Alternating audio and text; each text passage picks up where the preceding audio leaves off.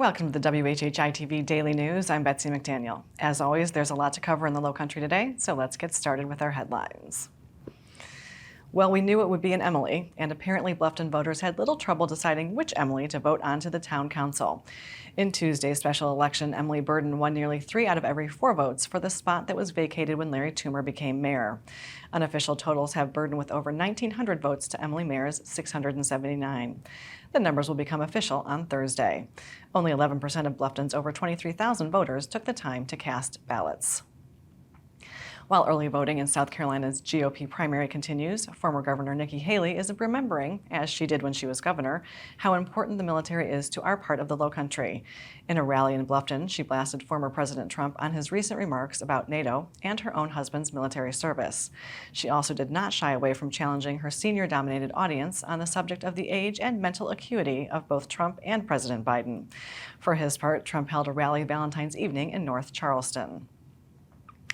33-year-old Jacob Gabriel Rivers of Estill should probably consider himself very lucky that he only faces 24 counts of attempted murder after allegedly opening fire inside the KBRS manufacturing building in Hardeeville Friday morning.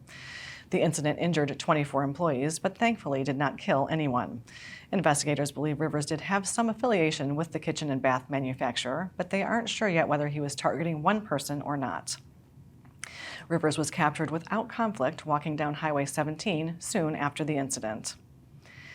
Proving that you don't mess with the mama, the Raptor Cam of the Hilton Head Island Land Trust caught the great horned owl mother protecting her nest when an eagle tried to attack it in broad daylight earlier this week. The two battled above the nest for a couple of seconds, then flew below the nest and out of camera range to finish their tussle. The mother owl, named Bailey, was back on the nest within 30 seconds, and calm returned to the owl's temporary home. While the town of Port Royal and developer Safe Harbor Marina are still negotiating the building of apartments and condos on Battery Creek, they are apparently working together on another primary activity on the waterfront, the new marina. Safe Harbor is just waiting for permits from the state to begin construction of the marina that will have room for mega yachts that cruise up and down the Atlantic coast, potentially bringing their occupants ashore in downtown Port Royal. The marina is expected to be able to handle 50-foot-long catamarans and 200-foot-long yachts. And a lot more goes on behind the gates of private communities like Wexford on Hilton Head Island than golf and boating. Spreading a little love this Valentine's week, the Wexford Foundation handed out over $400,000 to 39 different Low Country charities at their annual Grant Awards luncheon on Tuesday. That is the highest donation amount in the foundation's dozen-year history. As part of the festivities, Second Helpings visited this year's event in a new refrigerated van paid for by a grant from the Wexford Foundation last year. The media sources on your screen will have more on these and other stories, and we would love for you to like us on Facebook and follow us on Instagram at WHHI-TV. And if you have an idea for a news story, we'd love to hear it, so drop us a line at news@WHHITV.com. And now here's Justin Jarrett with what happened last night in the Lowco. Hey, it's time for Last Night in the Lowco on WHHI, powered by LowcoSports.com. The high school basketball playoffs tipped off last night with 8 Lowco area teams in action and hoping to survive and advance to round 2, but only 2 of them survived. The Bluffton girls didn't have any trouble with visiting Richland Northeast, blitzing the Cavaliers early to take a 36-6 halftime lead before coasting to a 65-26 victory. Star senior Tacoya Heyward racked up 29 points, 12 rebounds, and 5 assists. And freshman sensation Amirah Brown added 25 points, 9 boards, and 6 assists to lead the Bobcats, who host North Myrtle Beach for a second-round matchup Friday night.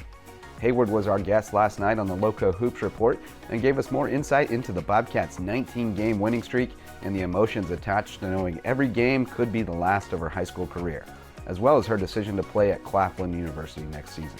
The Hampton County boys also made quick work of their first-round opponent, hammering Lake Marion 97-59 over in Estill to earn another home game Friday against Mullins, the team that knocked Wade Hampton High School out of the postseason a year ago. Buckle up for a good one. It was the end of the road for the rest of the Lowco contingent last night, as the girls from Hilton Head, May River, and Whale Branch made early exits on the road, while the boys from Beaufort High, Battery Creek, and Ridgeland Hardeeville bowed out in round 1.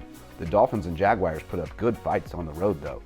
More playoff action on tap tonight, including home games for the Hampton County girls and the boys from Colleton County and Bridges Prep.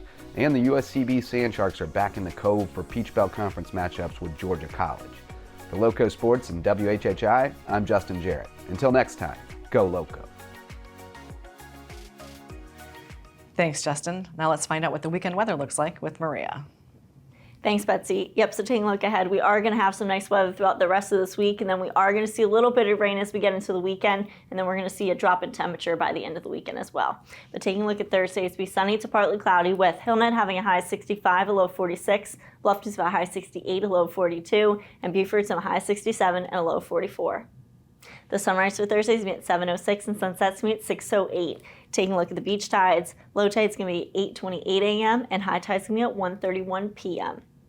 Taking a look into the rest of the weekend, into the weekend, Friday it's going to be cloudy with highs in the 60s, lows in the 40s. Then come Saturday, it's going to be cloudy with scattered showers throughout the day, but should be clearing up by the evening. Highs in the 60s, lows in the 50s and 40s. And then come Sunday, it's going to be cloudy in the morning, but should be clearing up, and the sun will be coming out by the afternoon. Highs are in the 50s, lows dropping down into the 40s. That's it for today. Let's head it back to the desk. Thanks, Maria. After a quick break, we're going to chat with Alex Brown, town councilman, who is also part of the budget committee. Don't go away.